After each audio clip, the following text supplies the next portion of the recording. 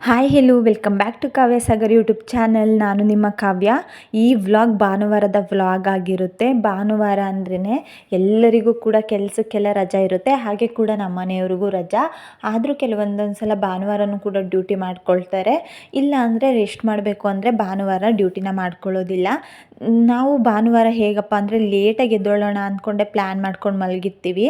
ಆದರೆ ನಮ್ಮ ಮನೆಯವ್ರು ಹೇಗೆ ಅಂತ ಅಂದರೆ ವೀಕ್ ಡೇಸಲ್ಲಿ ಚೆನ್ನಾಗಿ ನಿದ್ದೆ ಮಾಡ್ತಾರೆ. 9 ಗಂಟೆ 8 ಗಂಟೆ 9:30 ಈ ಥರ ಎದ್ದೋಳೋದೇ ಇಲ್ಲ. ಆದರೆ ಭಾನುವಾರ ಆದರೆ 6 ಗಂಟೆಗೆ ಕಣ್ಣು ಬಿಟ್ಕೊಂಡು ಕೂತಿರ್ತಾರೆ. ನನಗೆ ಹೊಟ್ಟೆ ಹಸಿವಾಗ್ತಿದೆ, ಕಾಫಿ ಇಡು, ಟೀ ಇಡು ಅಂತ ಹೇಳಿ. ಆದರೂ ಕೂಡ ನಾವು ಭಾನುವಾರ ಎದ್ದೋಳೋದೇ 8 ಗಂಟೆ ಆಗುತ್ತೆ. 8 ಗಂಟೆಗೆ ಎದ್ದು ಹೋಗಿ ಹಾಲನ್ನು ಕೂಡ ತಂದು ಅವರಿಗೆ ಟೀನ ಮಾಡಿಕೊಟ್ಟೆ. ಟೀನ ಕುಡಿದು ಹಾಗೆ ತಿಂಡಿನೂ ಕೂಡ ಮುಗಿಸ್ಕೊಂಡ್ವಿ. ಇವತ್ತು ಭಾನುವಾರ ನಾವು ನೆಕ್ಸಾದಲ್ಲಿ ಕಾರ್ಗೆ ಸರ್ವಿಸ್ಗೆ ಬುಕ್ ಮಾಡ್ಕೊಂಡಿದ್ವಿ. ಹಾಗಾಗಿ 10:30 ಅದರೊಳಗಡೆ ತಂದು ಬಿಡಿ ಅಂತ ಹೇಳಿದರು. ಹಾಗಾಗಿ ನಮ್ಮ ಮನೆಯವರು ಕಾರ್ನ ಸರ್ವಿಸ್ಗೆ ಬಿಟ್ಟು ಬರ್ತೀನಿ ಅಂತ ಹೋಗ್ತಾಯಿದ್ರು. ನಾವು ಕಾರ್ ನಿಲ್ಲಿಸಿದ ಹತ್ರ ನಮ್ಮ ಹಿಂದೆ ಇನ್ನೊಂದು ಗಾಡಿ ಇತ್ತು, ಅದನ್ನು ತೆಗೆದುಬಿಟ್ಟು ಕಾರ್ನ ತೆಗಿಬೇಕಾಗಿತ್ತು. ಹಾಗಾಗಿ ಅದನ್ನು ತೆಗಿತೀನಿ ಅಂತ ಹೋಗ್ತಾಯಿದ್ರು. ಅದೇ ಗ್ಯಾಪಲ್ಲಿ ನಾನು ಸಿಕ್ಕಿದೆ ಚಾನ್ಸ್ ಅಂತ ಹೇಳಿ ನಾನು ಇದೇ ಫಸ್ಟ್ ಟೈಮು ಕಾರಲ್ಲಿ ಅದು ಡ್ರೈವರ್ ಸೀಟಲ್ಲಿ ಕೂತಿದ್ದು. ಒಂಥರ ಫೀಲ್ ಚೆನ್ನಾಗಿತ್ತು. ಯಾವಾಗಲೂ ನನ್ನ ರೇಗಿಸ್ತಾ ಇರ್ತಾರೆ, ಕಾರ್ ಕಲ್ತ್ಕೊ ನಿನಗೆ ಹೊಡೆಯೋಕ್ಕೆ ಬರಲ್ವಾ, ಅಥವಾ ಯಾರು 4 ಜನ ಇದ್ದಿತ್ತ ತಗೋ ಕಾರ್ ಹೊಡಿ ಅಂತ ಎಲ್ಲ. ಬಟ್ ನನಗೂ ಕಲಿಬೇಕು ಅಂತ ಆಸೆ.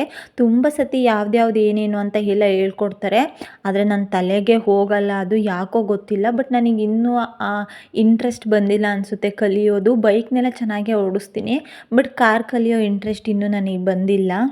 ನಮ್ಮ ಮನೆಯವರು ಗಾಡಿನ ತೆಗಿಯೋವರೆಗೂ ಕೂಡ ಅಲ್ಲೇ ಕೂತ್ಕೊಂಡು ಚೆನ್ನಾಗಿ ವೀಡಿಯೋ ಎಲ್ಲ ಮಾಡಿಕೊಂಡೆ ನಾನೇ ಓಡಿಸ್ತಾ ಇದ್ದೀನಿ ಅನ್ನೋ ಥರ. ಅದಾದಮೇಲೆ ಚೆನ್ನಾಗಿ ಹೊಟ್ಟೆ ತುಂಬ ತಿಂಡಿನ ಚೆನ್ನಾಗಿ ತಿಂದು ಬಂದಿದ್ದೆ. ಒಂದು ಸಲ ನಮ್ಮ ಬಿಲ್ಡಿಂಗ್ನ ಮೇಲೆ ಕತ್ತೆತ್ತು ನೋಡಿದ್ರೆ ಅಯ್ಯೋ 4th ಫ್ಲೋರಿಗೆ ಹೇಗಪ್ಪ ಹತ್ತೋದು ಅಂತ ಅನ್ನಿಸ್ತು.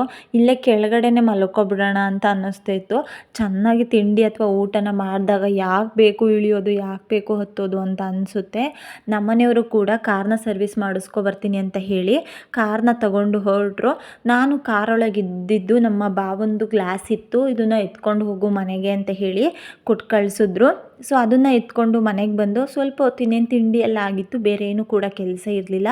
ಹಾಗಾಗಿ ಸ್ವಲ್ಪ ಹೊತ್ತು ಮಲಗಿದ್ದೆ. ನಮ್ಮನೆಯವರು ಕಾರ್ನ ಸರ್ವಿಸ್ಗೆ ಬಿಟ್ಟು ಅವರು ಸ್ವಲ್ಪ ಕೊಡೋದು ಲೇಟ್ ಆಗುತ್ತೆ, ಸಂಜೆ ಆಗುತ್ತೆ ಅಂತ ಹೇಳಿದ್ರಂತೆ. ಹಾಗಾಗಿ ಸರ್ವಿಸ್ಗೆ ಬಿಟ್ಟು ಮನೆಗೆ ಬಂದರು. ಮನೆಗೆ ಬರ್ತಾ ಭಾನುವಾರ ಏನು ಮಿಸ್ ಆದರೂ ಕೂಡ ನನಗೆ ಐಸ್ ಕ್ರೀಮ್ನ ಮಿಸ್ ಮಾಡಲ್ಲ, ಯಾಕೆಂದರೆ ತುಂಬ ಬಿಸಿಲಿರುತ್ತೆ, ಅವರು ಕೂಡ ಮನೇಲೇ ಇರ್ತಾರಲ್ಲ. ಹಾಗಾಗಿ ಐಸ್ ಕ್ರೀಮ್ನ ತಂದುಕೊಟ್ಟು ತಿಂದ್ಕೊಂಡು ಸ್ವಲ್ಪ ಟೈಮ್ ರೆಸ್ಟ್ ಮಾಡಿದ್ವಿ.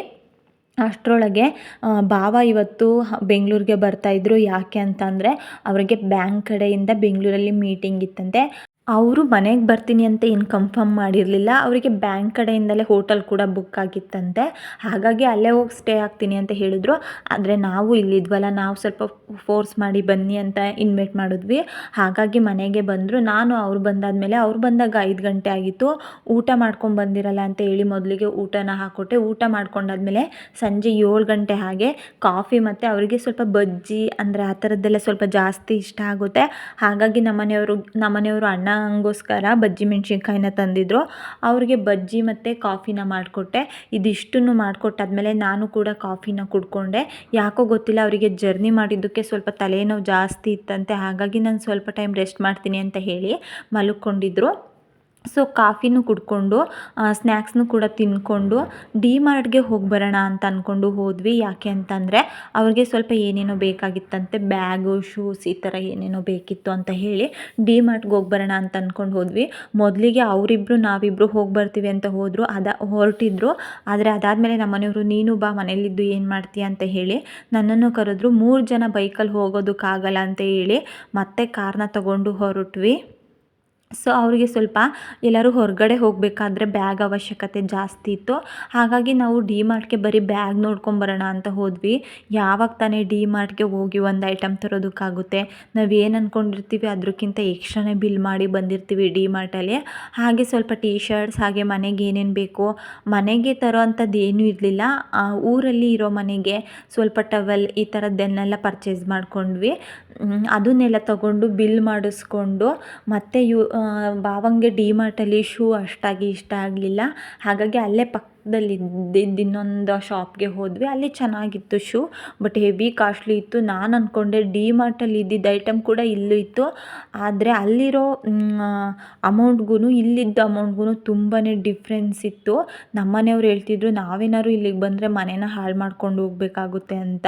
ಸೊ ಡಿ ಮಾರ್ಟಲ್ಲಿ ಕೆಲಸನ ಮುಗಿಸ್ಕೊಂಡು ಮನೆಗೆ ಬಂದು ಊಟಕ್ಕೆ ಅಂತ ಹೇಳಿ ಚಪಾತಿ ಮತ್ತು ಟೊಮೊಟೊ ಗೊಜ್ಜು ಕೂಡ ಮಾಡಿದ್ದೆ. ಅವರಿಬ್ರದ್ದು ಊಟ ಮುಗಿಸ್ಕೊಂಡು ಅವರು ಮ್ಯಾಚ್ನ ನೋಡ್ತಾಯಿದ್ರು. ತುಂಬ ಸೆಕೆ ಇರೋ ಕಾರಣ ನಾವು ಬಾಗ್ಲ ಹತ್ರನೇ ಮಲ್ಕೊಂಡಿದ್ವಿ. ಅದಾದಮೇಲೆ ಭಾವ ಹೋಗಿ ಮಲ್ಕೊಂಡ್ರು. ಟೈಮ್ ಆಗಿತ್ತು ಅಂತ ನಾವು ಕೂಡ ಮಲ್ಕೊಂಡ್ವಿ. ಇದಿಷ್ಟು ಕೂಡ ಇವತ್ತಿನ ವ್ಲಾಗ್. ಈ ವ್ಲಾಗ್ ಇಷ್ಟ ಆದರೆ ಲೈಕ್ ಮಾಡಿ, ಶೇರ್ ಮಾಡಿ, ಹಾಗೆ ಕಮೆಂಟ್ ಮಾಡಿ, ನನ್ನ ಪೇಜ್ನ ಸಬ್ಸ್ಕ್ರೈಬ್ ಮಾಡಿ. Thank you all, lots of love. ಮುಂದಿನ ವ್ಲಾಗಲ್ಲಿ ಸಿಗೋಣ.